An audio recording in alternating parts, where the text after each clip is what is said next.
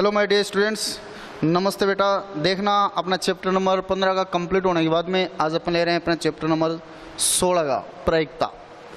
प्रायिकता यानी प्रोबेबिलिटी, संभावनाएं व्यक्त करना।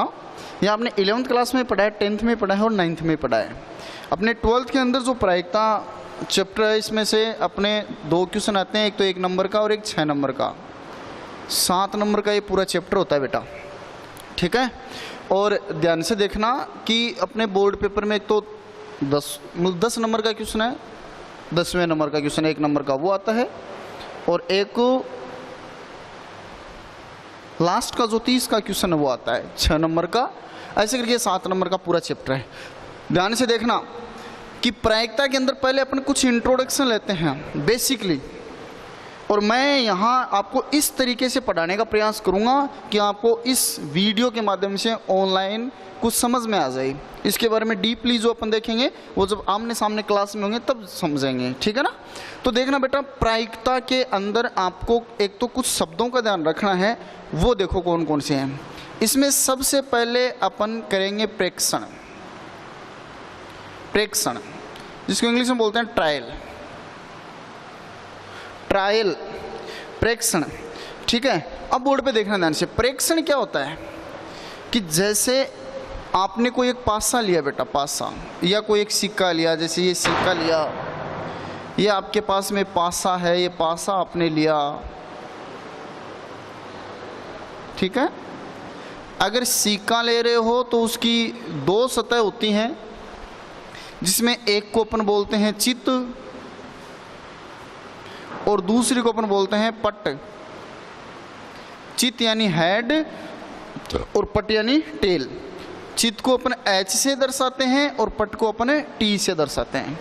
अगर अपन पासा लेंगे बेटा तो पासे के 6 फलक होती हैं, 6 सतह होती हैं, क्लियर।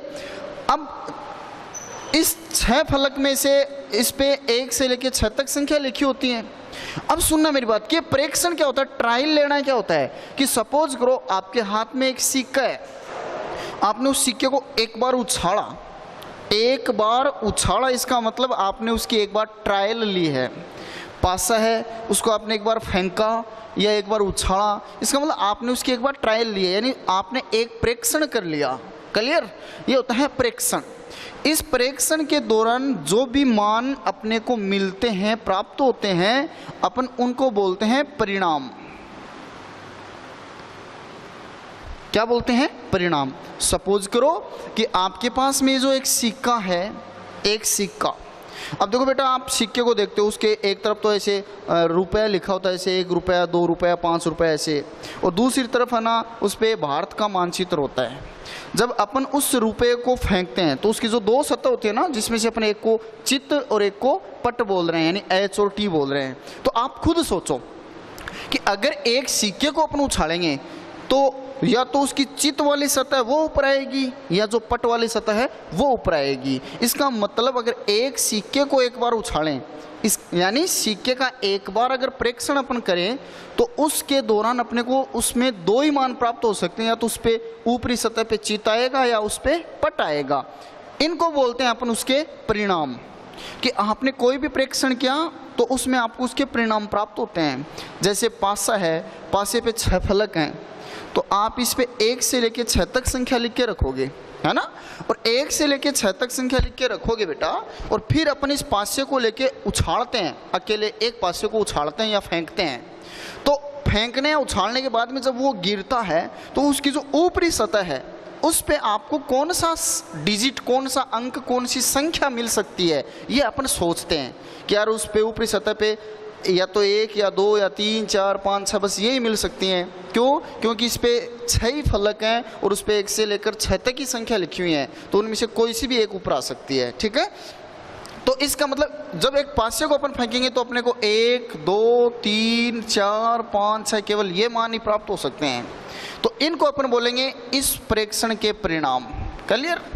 अब सुनना बेटा, आपने एक सिक्का उछाला, एक सिक्का तो उस पर चित्त या पट आ सकता है। आपने एक पासा उछाला तो उस पर 1 से लेकर 6 तक संख्या आ सकती हैं। ऐसे सपोज करो कि मैंने आपको ये बोला कि ये आपके पास में एक कलश है। कलश आप जानते हो सब, ठीक है। और इस कलश के अंदर 1 से लेकर 10 तक संख्या लिखकर चिट डाल दी गई हैं। यानी जैसे आपने चिट बनाई, उस पर 1 2 3 4 ऐसे अलग अलग संख्या लिखी और सबको फोल्ड कर करके और इसमें डाल दिया, ठीक है। ऐसे चिट इसमें डाल दिया आपने और उन पे 1 से लेकर 10 तक संख्या लिखी हुई है। अब आप ये बताओ, मैं ये कहूँ कि आपने इस कलश के अंदर हाथ दिया और एक चिट निकाली, यानी आपने इस कलश में से एक चिट निकाली साहब, उस चिट पे कौन सी संख्या आ सकती है बेटा, ये बताओ।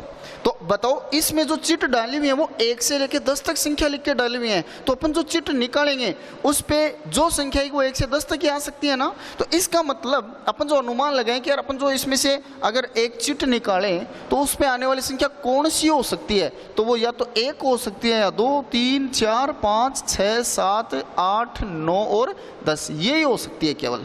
क्लियर। तो इनको बोलते हैं कि प्रेक्षण के दौरान प्राप्त होने वाले परिणाम।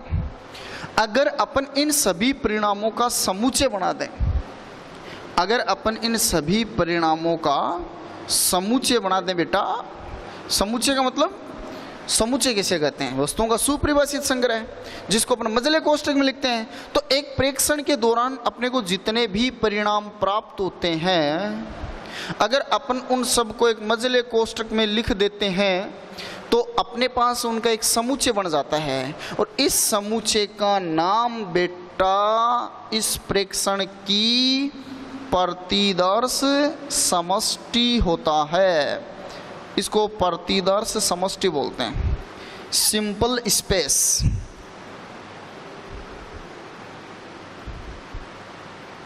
Simple space. तो देखो कि प्रेक्षण क्या होता है कि कोई भी जो चीज़ लेते हैं अपन उसको उछालेंगे, फेंकेंगे, तो मतलब उस पर जो भी अपना एक्शन करेंगे वो अपना एक प्रेक्षण, यानी उससे ट्रायल लेना हो गया, ठीक है। प्रेक्षण के दौरान अपने को उस पर क्या प्राप्त होंगे, परिणाम। परिणाम मतलब अपन जो भी प्रेक्षण, जो भी ट्रायल लेंगे, चाहे सिक्का हो चाहे पासा हो, कुछ भी हो, तो उस पर जो जो मान आ सकते हैं उन मानों को अपन उस प्रेक्षण के परिणाम बोलेंगे। उन सभी मानों का जो समुच्चय है उसको अपन उस प्रेक्षण की क्या बोलेंगे, प्रतिदर्श समष्टि, सिंपल स्पेस। और इसको बेटा एस से लिखा जाता है। तो अब थे मने बताओ कि ये सिंपल स्पेस जो एस है, प्रतिदर्श समष्टि जो है वो क्या होती है कि आपने जो भी प्रेक्षण किया है उसमें प्राप्त होने वाले सभी मानों का समुच्चय एस होता है, प्रतिदर्श समष्टि एस होती है। क्लियर। अब सपोज करो, पहले मैं आपको देखो प्रतिदर्श समष्टि बनाना सिखाता हूँ। ये बताओ कि आपके पास में मान लो 2 सिक्के हैं, 2 सिक्के, और आप उन दोनों सिक्कों को फेंक रहे हो बेटा, ठीक है। तो उन दोनों सिक्कों को फेंक रहे हो या उछाल रहे हो, ध्यान से सुनना। पहले मैं आपको सिक्के का इंट्रोडक्शन दे रहा हूँ। सिक्का, कॉइन जिसको अपन बोलते हैं, ठीक है। एक सिक्के के 2 पहलू होते हैं, यानी एक सिक्के की 2 सतह होती हैं, दो भाग होते हैं उसके। एक को अपन चित्त बोलते हैं, एक को अपन पट बोलते हैं। अब ध्यान से सुनना, मैं सिक्के की बात कर रहा हूं और सिक्के में सबसे पहले अपन एक सिक्के की बात कर रहे हैं कि जब एक सिक्का हो और उसे एक बार उछाला जाए या फेंका जाए, उसे एक बार उछाला जाए या फेंका जाए, तो उसकी प्रतिदर्श समष्टि एस क्या बनेगी बेटा, उसकी प्रतिदर्श समष्टि एस। प्रतिदर्श समष्टि का मतलब आपने जो प्रेक्षण किया है उसमें कौन कौन से मान प्राप्त हो सकते हैं, उनका समुच्चय। तो एक सिक्के को अगर एक बार उछालेंगे तो उसमें 2 ही मान आ सकते हैं, या तो उस पर चित्त आएगा या उस पर पट आएगा। ये इसकी प्रतिदर्श समष्टि हो गई। और अब सुनना नंबर 2 कि एक सिक्के को 2 बार, एक सिक्के को 2 बार उछाला जाए या 2 सिक्कों को एक साथ उछाला जाए, दोनों में सेम सिचुएशन होगी बेटा। बोर्ड पे ध्यान से समझना। अपने पास एक सिक्का है, या तो अपन उस सिक्के को 2 बार उछालें। तो देखना ध्यान से, जैसे अपने पास कुछ सिक्का है, अपने उसको 1 बार उछाला तो अपन सोच सकते हैं कि यार उस पे या तो आएगा चित या आएगा पट, या तो उस पे चित आएगा या उस पे पट आएगा। भाई एक सिक्का उसको 1 बार उछाला, उछालते ही वो नीचे गिरा, मान लो ये है नीचे गिरा, और गिरते ही उसके ऊपरी सतह पे या तो एच आ सकता है या टी आ सकता है। अब उसकी पहली उछाल में ऊपरी सतह पे चित है, जैसे मतलब सिक्का है उसको उछाला, नीचे गिरा, उस पर एच आया। अब मैंने उस सिक्कों को उठाया और फिर इसको दोबारा उछाला, पहले तो एच आया या टी आया, अब मैंने उसको दोबारा उछाला तो दोबारा भी उस पर एच या टी आ सकता है। तो अब देखो इसकी प्रतिदर्श समष्टि क्या बनेगी, बोर्ड पे ध्यान से देखना। सपोज करो कि आपने जो सिक्का है उसको पहली बार उछाला और उस पर चित आया, पहली बार उछाला और चित आया, तो इसके साथ दूसरी उछाल में भी चित आ सकता है और दूसरी उछाल में पट भी आ सकता है। पहली उछाल में तो चित आया, पहली बार उछाला, नीचे गिरा, उस पर एच आया। अब मैंने उस सिक्के को उठाया और दूसरी बार उछाला तो दूसरी बार उछालने पे उस पर चित या पट आ सकता है। तो इसका मतलब पहली बार एच है तो दूसरी बार एच और टी दोनों आ सकता है। ऐसे अगर पहली बार टी आया है तो दूसरी बार भी एच और टी दोनों आ सकते हैं। यानी पहली बार अगर पट आया है तो दूसरी बार उछालने पर उस पर पट आ सकता है और चित आ सकता है। ऐसे करके उसकी टोटल प्रतिदर्श समष्टि में कितने मान होंगे, 4। पहला मान, दूसरा मान, तीसरा मान, चौथा मान, 4 मान होंगे, 4 परिणाम आएंगे उसके। ये तो है एक सिक्के को 2 बार उछाला जाए। अगर अपन 2 सिक्कों को एक साथ उछालें तो देखना बेटा, दोनों सिक्कों को एक साथ उछाला, नीचे आके गिरे, ये हैं दोनों। सपोज करो पहले पे चित तो दूसरे पर भी चित आ सकता है, फिर पहले पे चित दूसरे पे पट भी आ सकता है। क्या जरूरी है पहले पे चित आए, पहले पे पट दूसरे पे चित आ सकता है, और पहले पे पट दूसरे पर पट भी आ सकता है। ठीक है, तो इसका मतलब चाहे तो एक सिक्के को 2 बार उछाल दो या 2 सिक्कों को एक साथ उछाल दो, उनकी प्रतिदर्श समष्टि क्या बनेगी, सेम ही बनेगी। ये तो है इसका मेथड। अब मैं इसका आपको लॉजिक बताता हूँ, बोर्ड पे ध्यान से देखना। आपके पास या तो आप एक सिक्के को 2 बार उछाल रहे हो या 2 सिक्के हैं उनको एक साथ उछाल रहे हो, तो उनकी प्रतिदर्श समष्टि आपको क्या बनानी है बेटा, एस बराबर पहले पे चित दूसरे पे चित, पहले पे चित दूसरे पे पट। पहला एच और एच रह गया, दूसरी जगह एच और टी दोनों आ गए। अब देखो पहली जगह भाई पहले पे चित दूसरे पे चित, पहले पे चित दूसरे पे पट, तो पहले पे पट दूसरे पे चित, पहले पे पट दूसरे पे पट, ऐसे बन जाएगा। यह है कि एक सिक्के को 2 बार उछाला जाए या 2 सिक्कों को एक साथ उछाला जाए, उसकी प्रतिदर्श समष्टि। नंबर 3, एक सिक्के को 3 बार उछाला जाए या 3 सिक्कों को एक साथ उछाला जाए।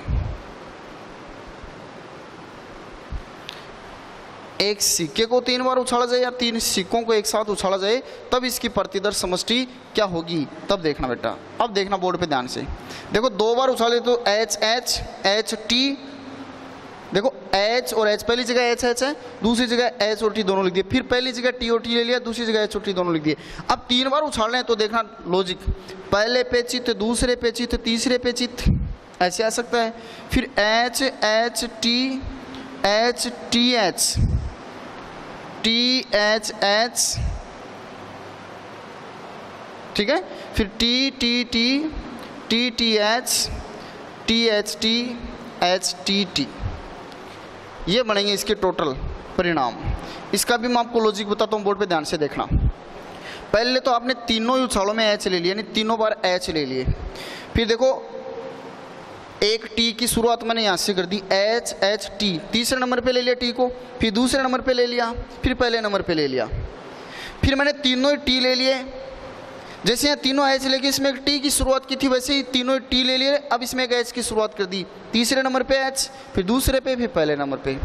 ऐसे करके आप देखोगे तो 3 सिक्के को एक साथ उछालें या एक सिक्के को 3 बार उछालें तो आपके पास टोटल ये 8 परिणाम आएंगे। सिक्के से रिलेटेड आपको पूरे चैप्टर में इतनी बातें मिलेंगी, इससे ज़्यादा नहीं मिलेंगी। और सुनना मेरी बात ध्यान से, ये एक समुच्चय आपके पास, इसमें 2 अवयव हैं। एक समुच्चय में अवयवों की संख्या समुच्चय की कोटि कहलाती है बेटा, जिसको बोलते हैं number of element in set. अब जैसे सेट का नाम आपने ऐसे लिख रखा क्योंकि एक प्रतिदर्श समष्टि है, तो इसमें जितने अवयव हैं उनकी संख्या बताने के लिए आपको इस एस को ब्रैकेट में लेके बाहर एन लेना है। तो इसका मतलब ये है number of element in set S, ये कितने हैं टोटल 2। तो बताओ यहाँ एन एस का मान कितना है 4, यानी इस समुच्चय में 4 मान है, 1 2 3 4। तो यहाँ एन एस का मान कितना है 8। अब देखो बेटा, एक सिक्के की 2 सतह होती हैं और उसकी उछाल पर, यानी सिक्के की आप जितनी भी उछाल कर रहे हो उस पे टोटल कितने परिणाम प्राप्त हो सकते हैं, उनकी संख्या कैसे ज्ञात करें अपन। तो देखना, इसका फॉर्मूला होता है 2 की पावर n, ठीक है, 2 की पावर n। अगर आप सिक्के को एक ही बार उछाल रहे हो तो n का मान 1 हो जाएगा और इसका मान क्या जाएगा 2 की पावर 1 बराबर 2, यानी टोटल परिणाम कितने आएंगे 2। देख लो 2 ही हैं। अगर आप सिक्के को 2 बार उछाल रहे हो, 2 सिक्कों को एक साथ उछाल रहे हो तो n का मान 2 जाएगा और 2 की पावर 2 का मान कितना जाएगा 4। देख लो मान 4 ही है। और एक सिक्के को आप 3 बार उछाल रहे हो या 3 सिक्के को एक साथ उछाल रहे हो तो n का मान कितना जाएगा 3 और 2 की पावर 3 का मान 8। देख लो 8 ही मान है इसमें, ठीक है। तो अब